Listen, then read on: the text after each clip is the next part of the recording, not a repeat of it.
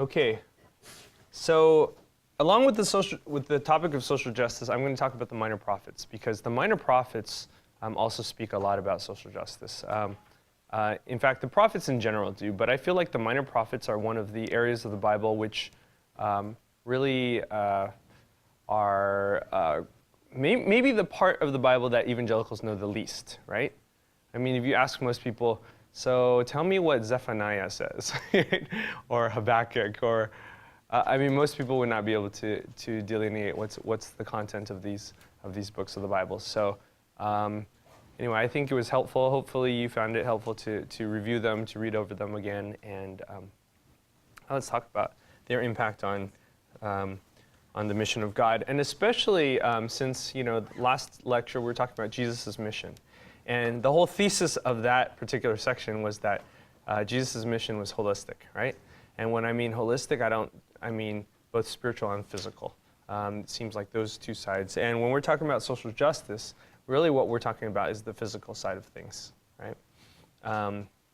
And yeah, so some people try to come up with I've had a lot of people push back and say, well, what is social justice? Or they don't even, people who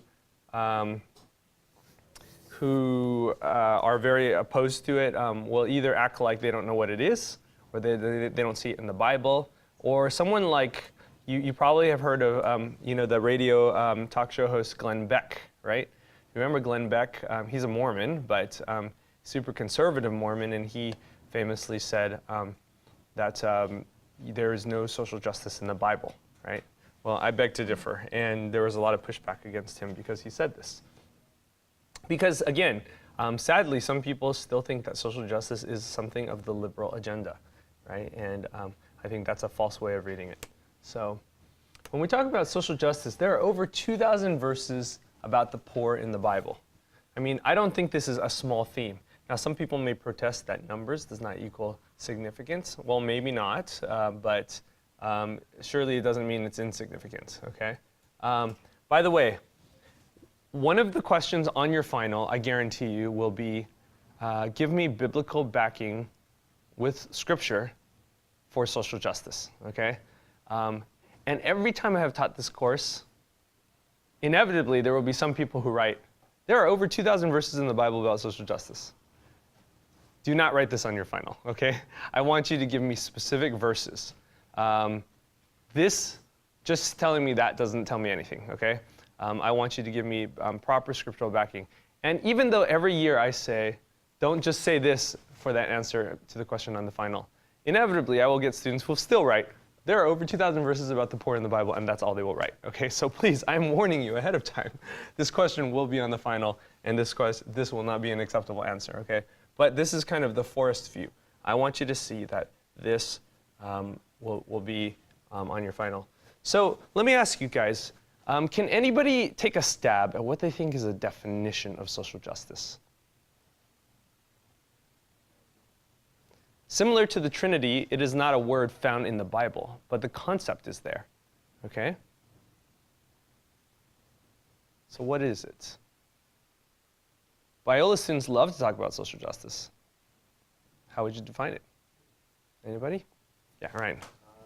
Maybe like an even distribution of rights and resources. An even distribution of rights and resources. What do you guys think? Do you like that definition?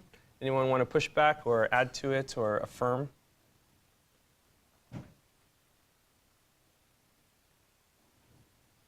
Yeah, Corey.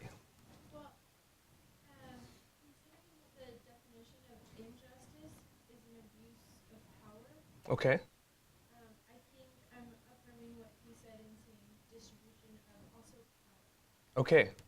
So, all right. So, so you guys have put your finger on a couple of good things. One is there's physical things involved, right? Resources, let's say, money. But there's also power, right? And rights. So there's also intangible things associated with social justice. I think anytime there is a group which is oppressed, right? Whether it be because of civil rights or slavery, or if they're oppressed because of race, class, or gender, or anything like that, then those are social justice issues, right? The poor often do not have money, often do not have food, often do not have the even basic necessity of things to live, right? Now, social justice does not mean that everyone should have exactly the same income, right? Or we should be living all at the same standard. I do think, though, it is a social justice issue when somebody does not have even the basics of necessities of life, right? If they are below poverty level, or if they are below starvation level, or at those points, then I don't think then I think that's a social justice issue. But to say, well, there's people with differing incomes. I mean, as long as you're able to like get by and you're not being abused and you're not being oppressed, then I think it's okay to have different kinds of income. But on the other hand, not only do we not want really poor, but I think obscenely rich. I'm not saying that there shouldn't be obscenely rich people in this world, but I think obscenely rich people need to know how to use their resources, okay? Let me give you an example. People have made a lot of comparison between Steve Jobs and Bill Gates, right? And Bill Gates, for a time, was the richest man on earth. And Steve Jobs, was not known for necessarily money, but he was known for his brains, right? Because he invented Apple computers and Next computers, and he was just he was the pioneer of the microcomputer. Now, after Steve Jobs died, I think he raised his stature even more, because not only was Apple kind of cool because it was kind of trendy, but Steve Jobs became a martyr of sorts, right? And but I saw a few articles on the internet. So after all this hoopla about how amazing Steve Jobs is, and people were just posting like on the internet like he was the second coming of Christ or something. I was like, wow, this is. I mean, the guy was smart. He invented computers, but then I saw a few people write about Bill Gates, and Bill Gates is no longer the richest man on earth, and the reason why is because he gave up lots of his income. Now, he's still obscenely wealthy, but I remember, are you guys familiar with the author Malcolm Gladwell, right? He wrote the New York Times bestselling books like What the Dog Saw, Blink, and Tipping Point, and things like that. And so he actually made a case, Malcolm Gladwell made a case that he thinks Bill Gates, in a few hundred years, everyone will remember Bill Gates, no one will remember Steve Jobs. Why? Because Bill Gates, there will be statues of him across the third world because of all the money he has donated to trying to eradicate AIDS, malaria, hunger, starvation, waterborne diseases, whatever. Because he has donated all this stuff to humanitarian causes. And Steve Jobs is known for building an empire, okay? So I don't know, I think when we're talking about social justice, I think we need to think about the really poor, but we also need to think about the really rich and what is their duty. What is it that they've been given that they ought to distribute to others, right? James 1:27 says, religion that is pure and undefiled before God, the Father is this, to visit orphans and widows in their affliction, and to keep oneself unstained from the world.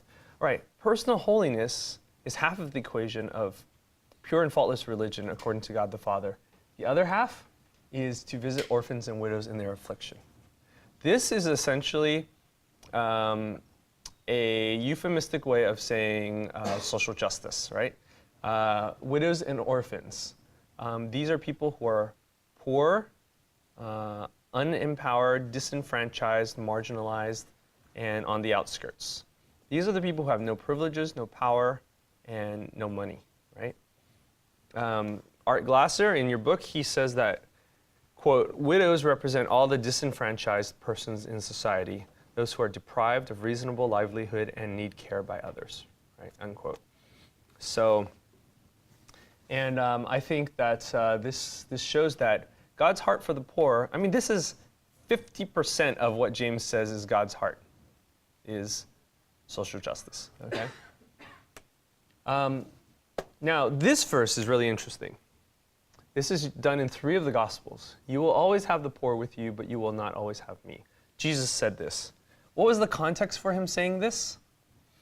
It was the woman who took the expensive jar of perfume and broke it over Jesus' feet, right? And anointed him and washed his feet with her hair. No, sorry, I'm getting that mixed up. That's the woman who wept, but this is the woman who anointed Jesus' body with expensive perfume. Now you remember the reaction of the disciples, in particular Judas.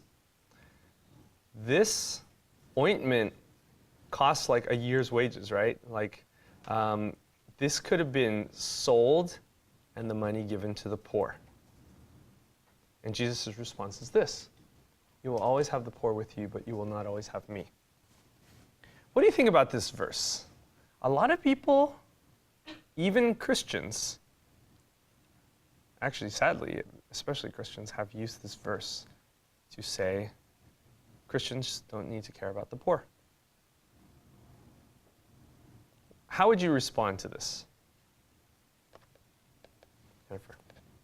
For one thing, it said when it was said this, that Judas really didn't intend to give it to the poor. He wanted to keep it for himself. So I think in the same way, if people are using this as an excuse not to give to the poor, they probably just want to use it for themselves, like Judas. That's right. Judas wanted to keep, his intentions were to keep the money for himself. Do you remember in my lecture about conservative versus liberal, Republican versus Democrat, one of the things I said is the biggest difference between Republican and Democrat is small government versus big government, right? But I said the problem is, no matter which side you choose, the problem is human self-centeredness, human sin.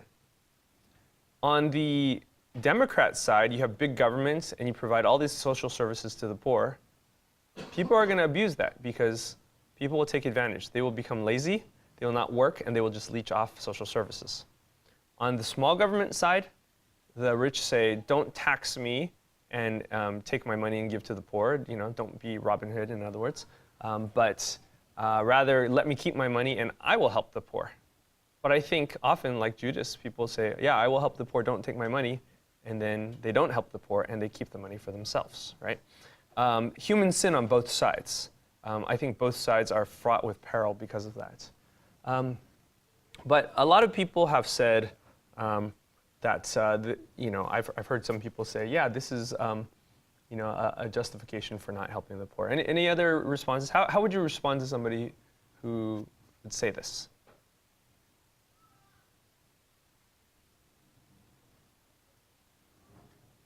Okay, all right, sorry, Jennifer, go ahead. Or Stephanie, why don't you go first? Okay. I think that this is a really great verse to legitimize spending money on worshipful things. I think that the church has done a really poor job. I think when you look at really incredible cathedrals and the sort of money that we spend on our churches and contrast that with the poor and the needs there. But I think that this also legitimizes the money that we spend in worship of the Lord. And I just think it shows the balance. I don't think this verse negates, obviously, the amount that we're supposed to give to the poor, the amount that we should pour into social justice, but it also shows that that's also a legitimate use of our money. And as he blessed this woman who took so much money to worship him, I think it's Okay. an argument for the legitimacy of building beautiful churches and building creating art in the name of the Lord. Okay, sure. So this can legitimize worship and creating art and building beautiful churches in the name of the Lord. Yes, I agree. However, I would also just, sorry, Jennifer, do you want to say one more thing? Yeah. It says you will always have the poor with you, which I think we have the poor with us, but you not always have me. Yes. And now Jesus has gone to heaven and ascended, so we don't have him physically here anymore. Yes, and I think that is the important qualifying thing to know, or to point out, okay? You will not always have me. I think while I do agree that we can build or spend money on things that are beautiful, worshipful, artistic, whatever, I also want to caution against using this verse to overly legitimize those types of actions. Yeah. Sometimes you go to Europe and you see these great cathedrals which are just covered with gold from top to bottom, and it's just ridiculous, right? And I'm like, okay, I don't know that this kind of this kind of display of ostentatiousness necessarily is the way to go, because you will not always have me. Now, how does this cohere with the Great Commission, where Jesus says, at the end of the Great Commission, surely I am with you always, even to the end of the age, right? Kylie? I think in a lot of ways you have to understand that you do have the Holy Spirit at the beginning. Okay. In your ministry, so I think in a lot of ways Jesus is saying like you're not gonna always have me, like have me physically present with you. Yes. It's having us not dwell on like I know how easy it is to like as soon as he left it and be like, oh, what do we do now? Like Jesus is gone. Mm-hmm. And I think a lot of what Jesus came us to come back to like I have a kingdom and like it's more like a heavenly mindset. Mm-hmm. And so, I think in a lot of ways, like, yeah, you're not going to have Jesus to always tell you what to do when you have a minister, but you do have, like, my spirit that's coming to you, which I know quickly followed is not Mm-hmm. your ministry. So I think it's pointing to the presence of God that's within us, not just outside of us, Mm-hmm. but having internal. Okay, so Jesus is pointing to to both the internal presence of the Spirit within us, as well as his external. But I think that when in Matthew 28, what that is talking about is the fact that we will always have Jesus' internal spirit within us, right? The Holy Spirit or Jesus' presence, right, spiritually. But when he is saying you will not always have me, he's talking about his physical presence here, right?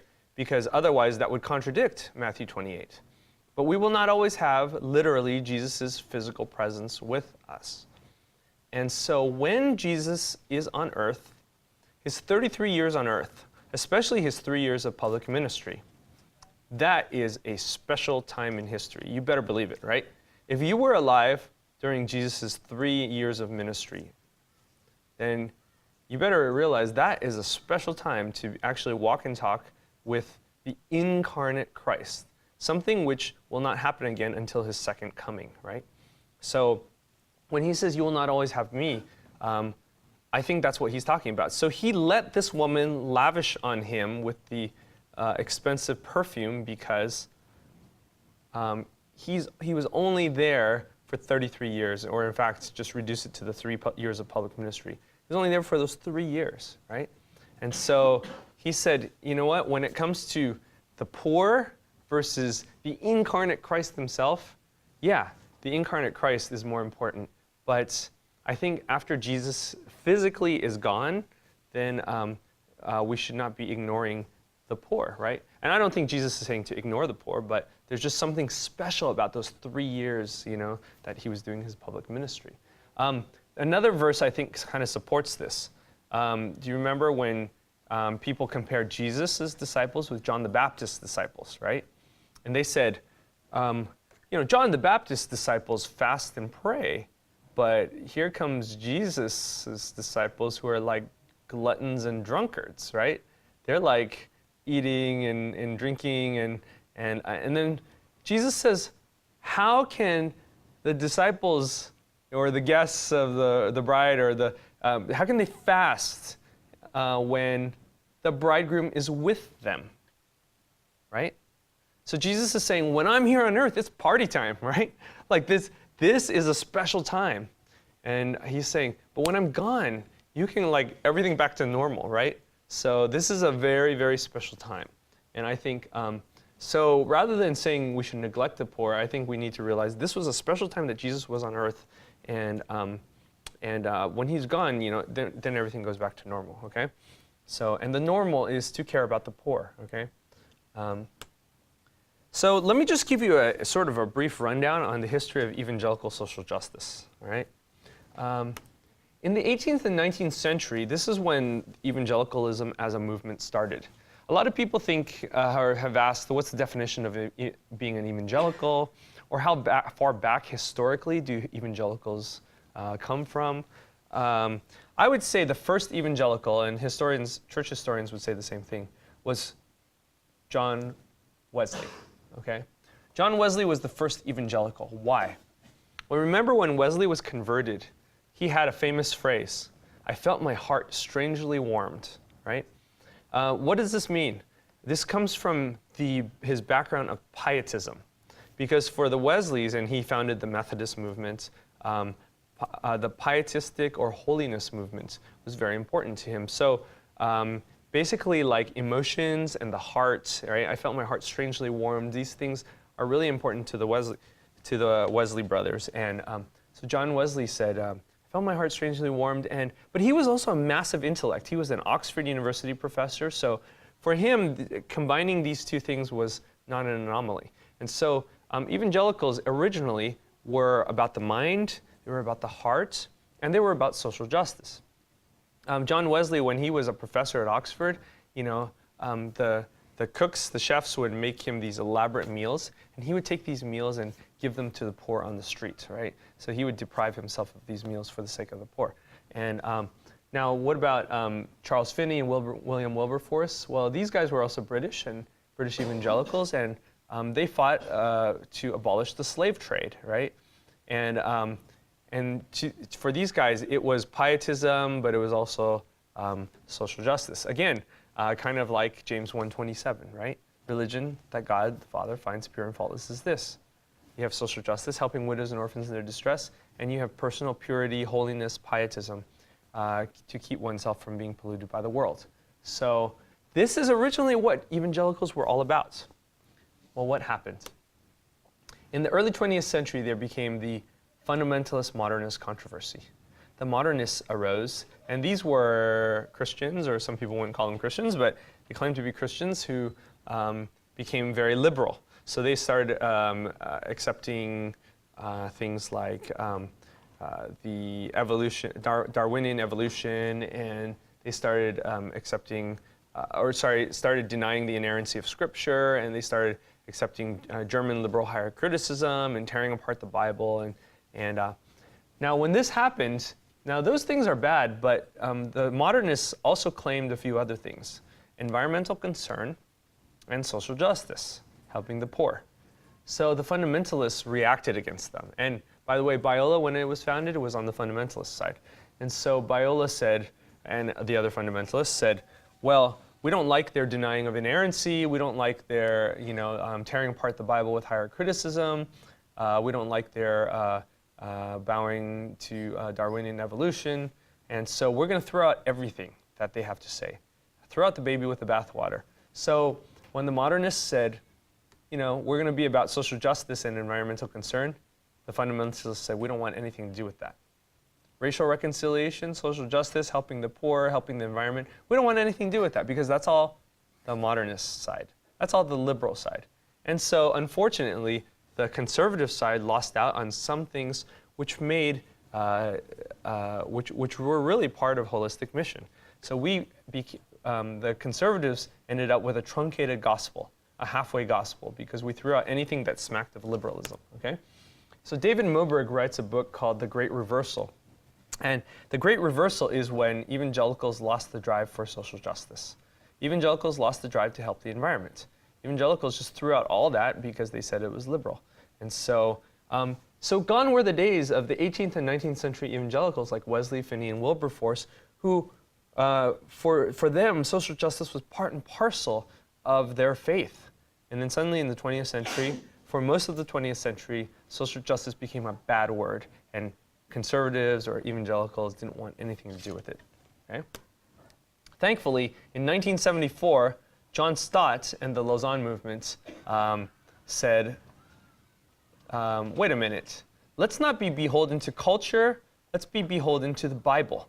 And John Stott says, in the Bible, it actually says that social justice is very important, right? Again, we talked about how over 2,000 verses in the Bible are about the poor, and how Jesus' ministry is so filled with holistic mission. So John Stott famously made a quote at the 1974 Lausanne Congress, and he said that evangelism and social justice are both part and parcel of mission. They are like two wings of a bird or two blades of a pair of scissors. They're not the same things, so don't get them confused. But they're equal, they're both important, and they must work together. Okay, so evangelism and social justice are both part and parcel of mission.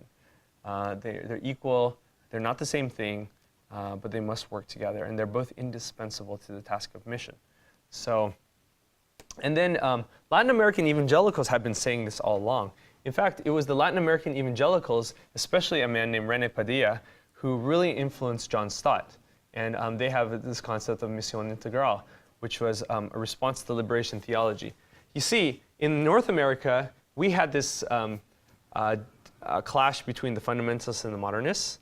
And in Latin America, they had also a clash. The liberation theologians against the Latin American evangelicos, okay? And but rather than the evangelicos in Latin America swinging the pendulum to the far right in response to the modernists being on the far left, the Latin American evangelicals, the liberation theologians were on the far left, and the Latin American evangelicals said, let's be moderate. Let's be in the middle. Let's be biblical. Let's be holistic. And so they came up with this concept of misión integral, which means holistic mission.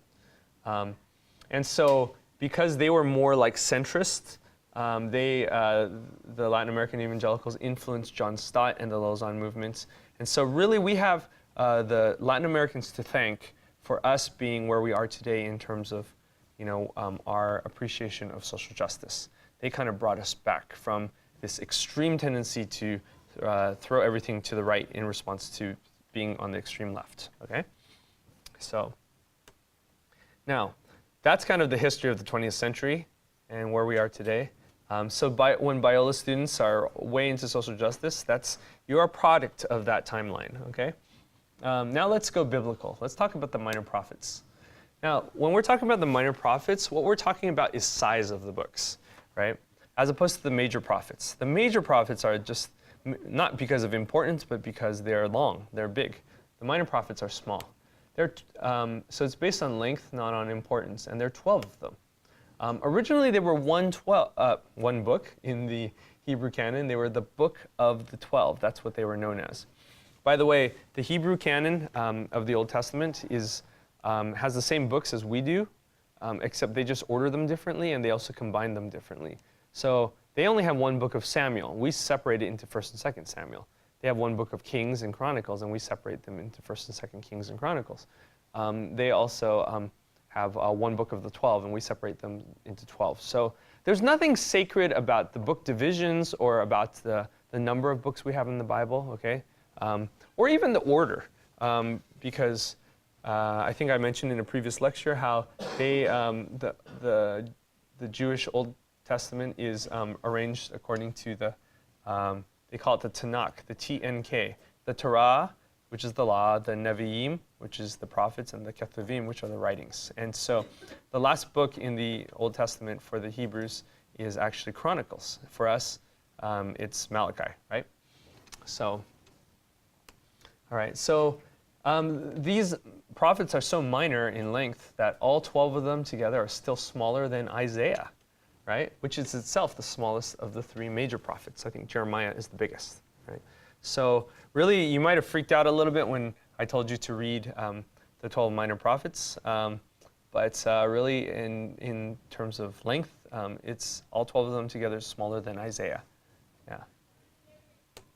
And when we're talking about the prophets, there are 2 different types of prophecies, 2 definitions of prophecy. There's foretelling and there's forthtelling, okay?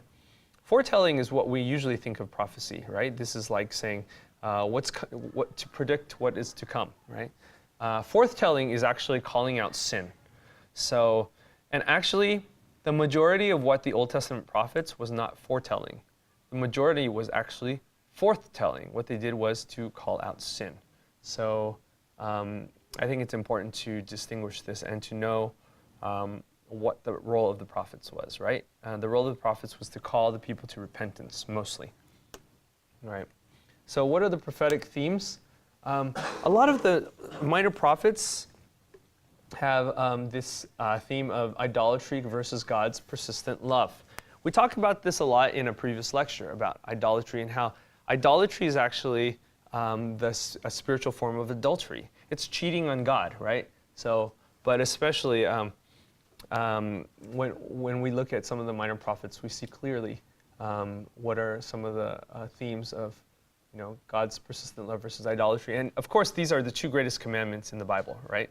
The two greatest commandments not in the Bible, in the Decalogue, in the Ten Commandments. The first two are, you should not have any gods before me, and you shall not make an idol or worship it, right? So this is huge. And those are some of the main themes of the prophets. Messianic. A lot of the prophets point to Jesus. So this is the foretelling aspect. Judgment. If you do not repent, this is what's going to come upon you. So this is kind of foretelling and foretelling combined. Social justice. And this is what the theme of this lecture is about today. So, by the way, so what are some of the ones that deal with idolatry versus God's persistent love? Hosea, Jonah, Malachi, right? The second one, Messianic, Amos, Jonah, Micah, Nahum, Zechariah.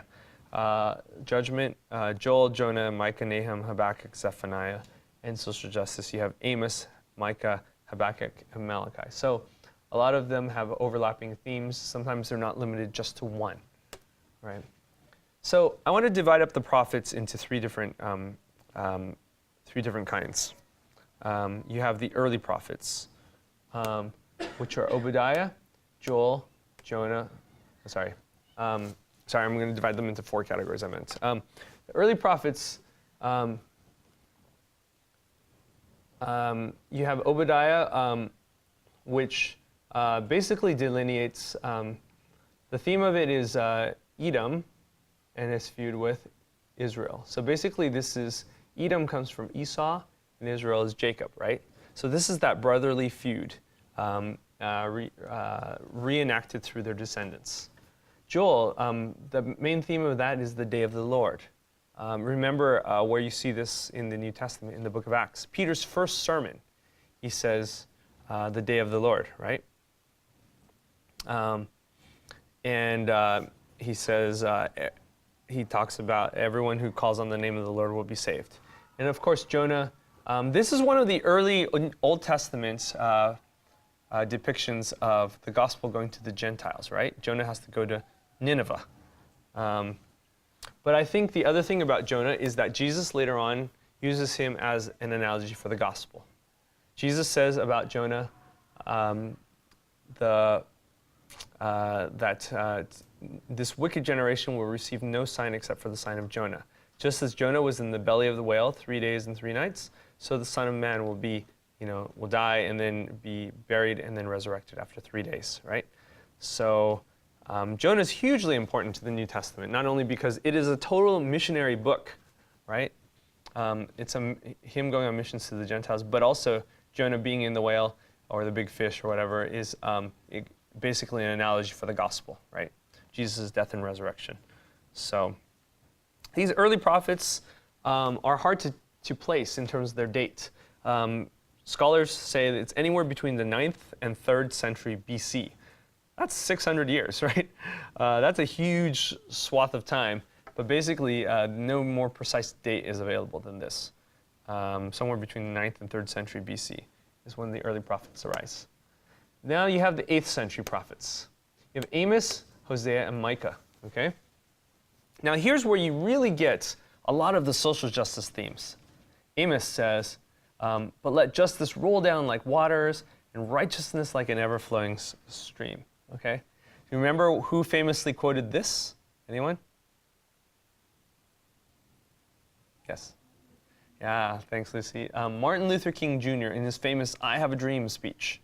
And he ends it by saying, let justice roll down like waters and righteousness like an ever-flowing stream. So, and I love it. I love the fact that, Martin Luther King used an Old Testament prophet, quoted it, and it became part of the American civil rights movement, right? So I think this is a cool appropriation of this text. Amos was also kind of got down hard a little bit on them. He on the Israelites. Amos used God's voice and says, God says to the people, I despise your feasts, right? I take no delight in your solemn assemblies. Even though you offer me your burnt offerings and grain offerings, I will not accept them. And the peace offerings of your fattened animals, I will not look upon them. Take away from me the noise of your songs. To the melody of your harps I will not listen. And then he quotes this, let justice roll down. So basically, if you do not have social justice, God will say, forget about your singing. Forget about your sacrifices. Forget about your worship. Forget about your feasts. Forget about your offerings, right? I don't care about those things. If you have no justice, what good is it, right? God will not accept it. Because likewise, do we sometimes sing, but we don't do, right? And think about how God receives that. How does God receive your offering if you sing or say, but do not do, right? I think Amos is a good warning to us. Now, Hosea, of course, is the famous thing about, who knows if this was true or if this was just a literary analogy, but the story is that Hosea is a prophet of God, and he marries Gomer, who is a former prostitute. And even in their marriage, she still is unfaithful. She runs away, cheats on him, and Hosea has to continually go and buy her back. And for him, this was an act of love. It was an act of sacrifice. And this is an analogy for God and his faithfulness towards us. We are Gomer, the people of God. We continually run away, and God continually buys us back. He keeps on redeeming us with his ever-pursuing, relentless love for us. Yeah. So it's the story of Gomer is about adultery, but God's faithfulness. Our faithlessness, but God is faithful. And of course, in Hosea, there's also this famous quote, "Out of Egypt I have called my son," right? And this was later applied in Matthew to Jesus, right? This was in the Old Testament talking about Israel, but the New Testament analogy was this is about Jesus. And Hosea so much talks about love that sometimes the book of Hosea is considered like the Gospel of John of the Old Testament. You know how John, right? He's the gospel, the disciple who Jesus loved, and his gospel is all about love. And even his epistles are about love, right? 1st, 2nd, 3rd John, and John says this, and this is love for God, to keep his commandments, right? So, but for Hosea, this is the Old Testament version of John in some ways, right? Because of love. And of course, Micah. Micah has this famous verse, "He has told you, O man, what is good. What does the Lord require of you? But to do justice, to love kindness, and to walk humbly with your God," right? So kind of a tripartite formula for how to please God. Kindness sometimes is translated as mercy, or sometimes it's translated as unconditional love. But whatever it is, that is justice is a part of that. And so, and Micah, of course, also has that prophecy of out of you a ruler will come from Bethlehem Ephrathah. And so this messianic prophecy of Jesus comes from Micah. The 7th century prophets are Nahum, Zephaniah, and Habakkuk, right? Nahum is sort of like the sequel to Jonah. It is the second judgment on Nineveh. After Jonah causes Nineveh to repent, Nineveh becomes wicked again. But Nahum tries to call Nineveh back to repentance. And Nahum also has the famous verse, "How beautiful are the feet of those who bring good news." Again, hugely missional verse, right? Found in Romans 10, right? Do you remember? How can they believe unless someone preaches to them, right? How can they have someone preach to them unless someone is sent, right? You have to go. You got to go as a missionary in order for people to hear, and if they hear, then they believe, right? And then it says, "How beautiful are the feet of those who bring good news." This is right out of Nahum, right? So Paul in Romans 10 quotes Nahum for that hugely missional verse. Zephaniah is hope of restoration. This is during the reign of the King Josiah. Now, King Josiah was one of the few good kings during the reigns of the kingdoms of Israel and Judah. And during this time, Josiah was trying to implement reforms to stop pagan worship. So that's what Zephaniah is about. Again, the idolatry versus God's faithfulness, right? And then Habakkuk. This is an interesting one because this book is not addressed to people, it's addressed to God. And it asks the question, it's kind of like the Psalms. Why do the wicked prosper? Why do the wicked go unpunished, right? And it's a questioning of God's justice in this world, right? But sort of like the imprecatory Psalms, it's like, Lord, but though I may want my enemies to be smited, it is you. You're the one who does it, not me. And so for Habakkuk, he says the famous verse, in wrath, remember mercy, right? So he even asks for, even more than the imprecatory Psalms, he asks for mercy, right? Because he also realizes that though you may ask for justice on your enemies, we ourselves need justice and mercy as well. Because it's not like our hands are totally clean either, right?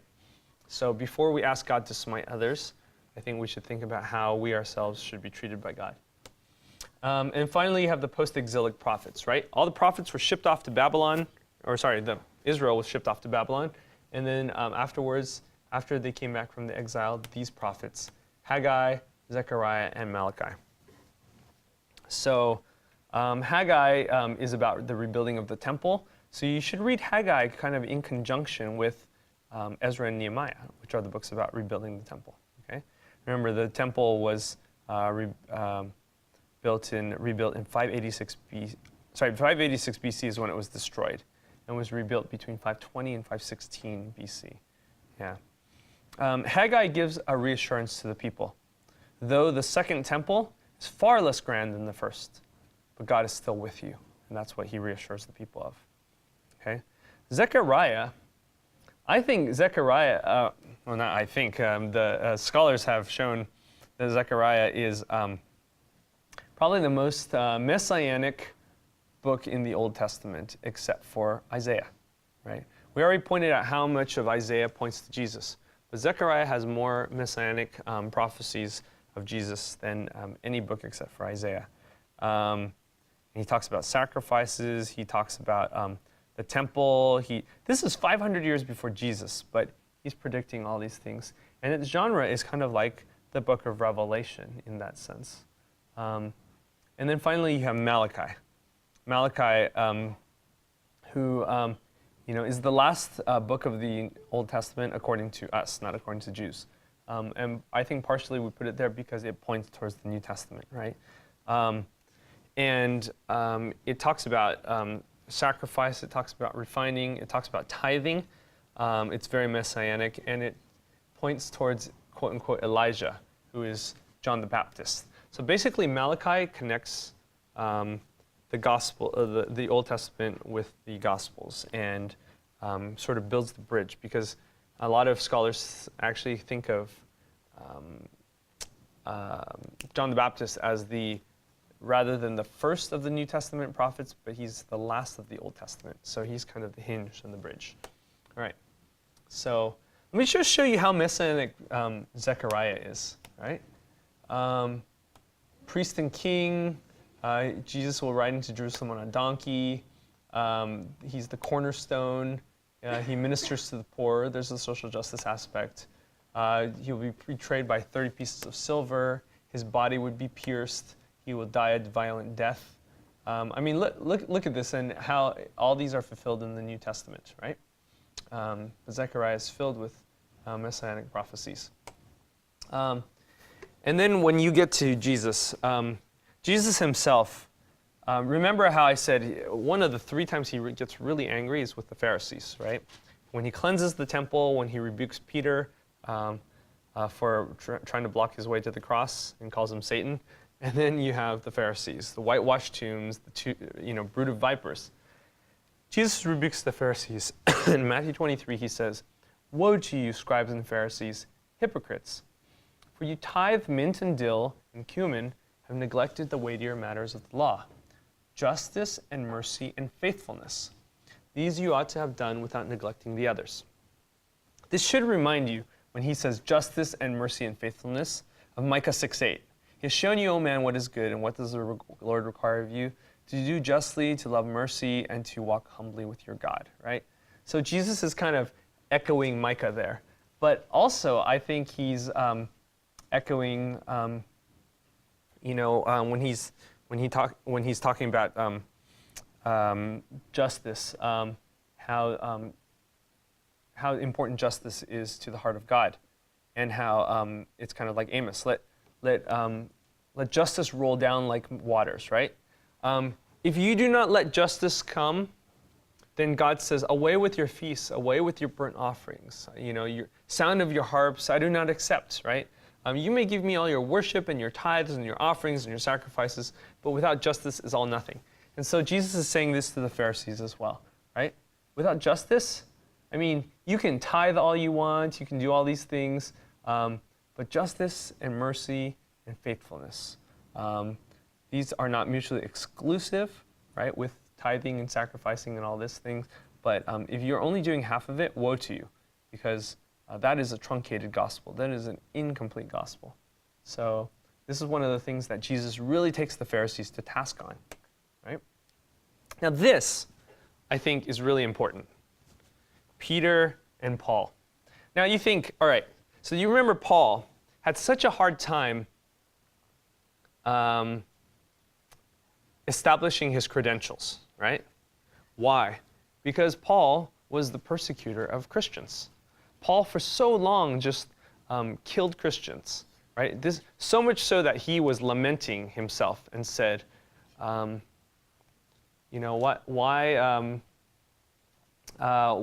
should anybody trust me, right? Because I'm the worst of sinners. I'm the chief of sinners because I myself persecuted the people of God. He killed all these Christians before he was converted, right? And finally, Paul, if you look in so many of his letters, he keeps on trying to establish his credentials as an apostle because people didn't trust him. They're like, oh, here's that bad guy, right? So now Peter, who's not the cornerstone, but the rock on which Jesus says, I will build my church, right? So Peter's the chief of the apostles, and he meets Paul, the greatest missionary in the New Testament after Jesus, right? And what does Paul do? And of course, Paul writes half the New Testament. So, when Peter finally meets Paul, I think this is a meeting of two great minds, right? What happens here? I think it is really, I would have loved to be a fly on the wall when Peter met Paul, right? Like, I think of, in the Star Wars Episode 1 where they have that scene where Obi-Wan Kenobi meets Anakin Skywalker for the first time, right? And when you see that, you kind of look at that and go, wow, this is pretty important because you know their history later on of what's going to happen between them. And so Peter and Paul, what would have been the meeting of minds, right? Also, in my history of missions class, I talk about Adoniram Judson, who is America's first missionary, and William Carey, who's the father of modern missions. William Carey was in India, and Adoniram Judson set off on his missionary journey to Burma. He stopped in India along the way, and he met William Carey. How I would have loved to be a fly on the wall to see what William Carey and Adoniram Judson would have said to one another, right? These two great missionaries, these two great meetings of minds. So what does Peter say when he meets Paul? What does Paul say when he meets Peter? I think this is fascinating. When they saw that I had been entrusted with the gospel to the circumcised, this is Paul writing, just as Peter had been entrusted with the gospel to the circumcised, for he who worked through Peter for his apostolic ministry to the circumcised worked also through me for mine to the Gentiles. Okay, let's stop there. So first of all, they agreed on the division of labor, right? Just as in the book of Acts, remember, they agreed on division of labor. Half of them would work towards preaching, and half of them would work towards social justice, right? So you have the apostles who preached, you have the deacons, the appointed deacons, to do the social justice.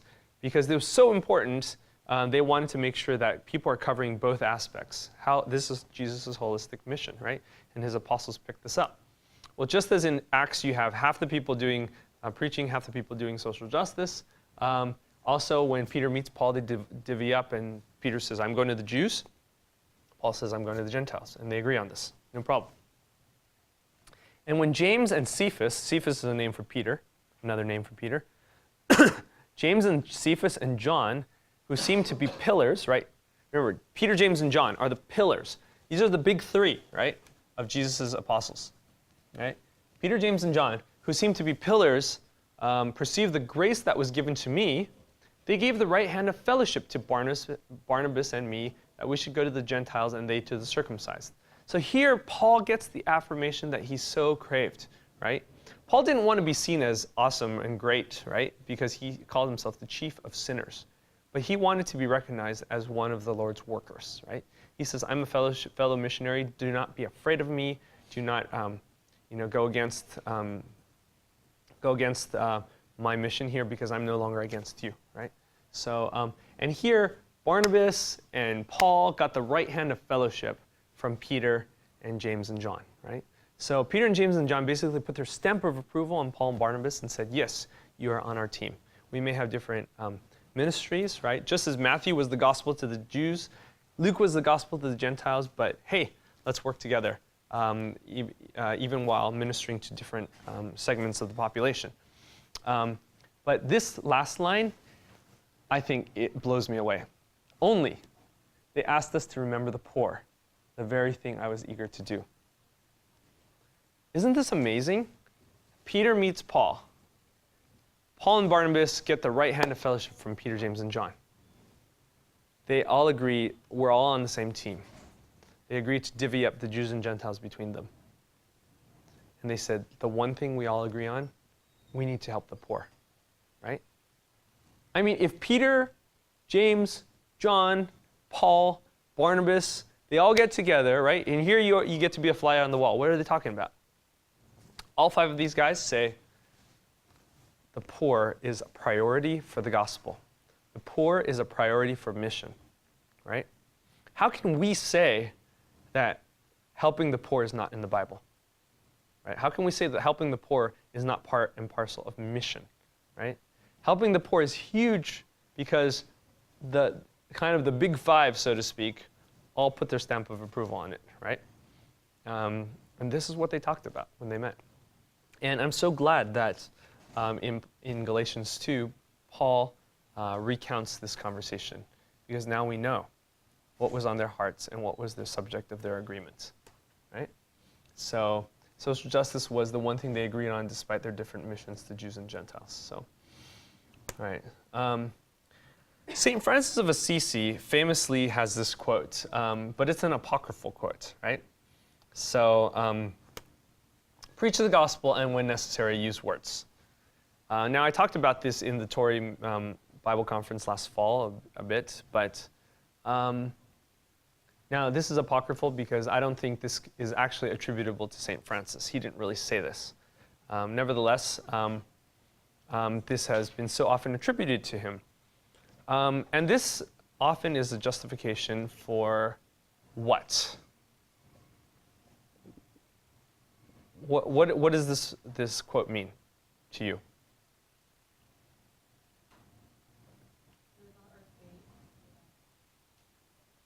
Okay, say again. Live out our faith. Yes, thanks, Michelle. Live out our faith in our actions, right? What do you think about this? I mean, obviously, social justice is a huge part of mission. It's a huge part of the gospel, right? So, Kylie. I think in a lot of ways it reminds us of coming to Christ, which is having God supreme over our actions and how we live this in like with social justice, but it doesn't, I don't know, it doesn't foster an environment of intellect and one that's putting the Christian voice in debates or the Christian voice in discussion, or just kind of saying, oh, we don't really need to talk about it, we just need to get it out. And so I think it really does foster an environment of relativism, because then like morality is just a particular person. Okay. If you're not having the intellect behind it, I think it's going to make what good and evil is kind of relative to. Okay. Right. Okay. Yeah, I think sometimes this swings the pendulum too far in the opposite direction, right? You have some people who say mission should only be about evangelism. Mission should only be about soul saving. Well, mission should not be about physical helping people or helping people with their social rights or anything like that. But as we've seen in this lecture, that's clearly not the case. The apostles, Jesus, everyone, they all agreed that helping the poor and doing social justice are all good things. So sometimes people have so reacted against the people who say, all you need to do is preach, that they end up saying this quote, right? Oh, you don't even need to preach. Your actions are sufficient for you to preach, right?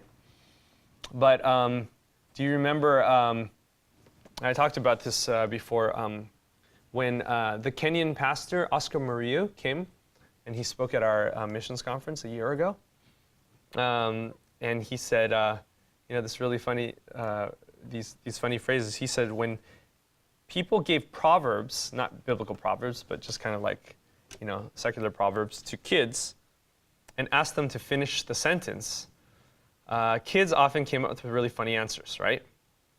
So he would say, a bird in the hand, right? And the kids would say, goes potty in your hand, right?